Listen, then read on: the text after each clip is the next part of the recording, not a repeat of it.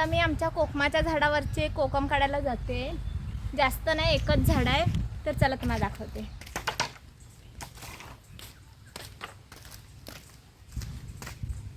हे झाड मी जेव्हा लहान होती तेव्हा लावलेलं आणि आता मागचे 4-5 वर्ष झाले याला कोकम धरायला लागलेत।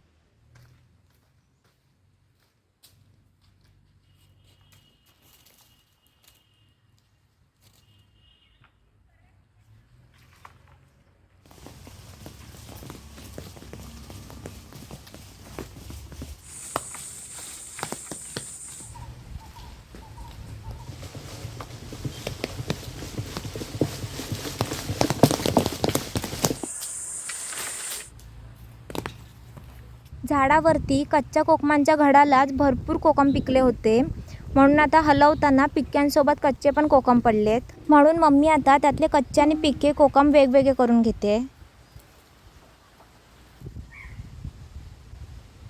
आता आम्ही हे एवढे कोकम काढलेले आहेत। आमच्याकडे यांना कोकम बोलतात, पण काही भागांमध्ये लोक यांना रातांबे म्हणून सुद्धा ओळखतात। तर आता या कोकमांपासून काय काय बनतं यावर आम्ही लवकरच एक मोठा व्हिडिओ अपलोड करणार आहे, तर तो तुम्ही नक्की बघा।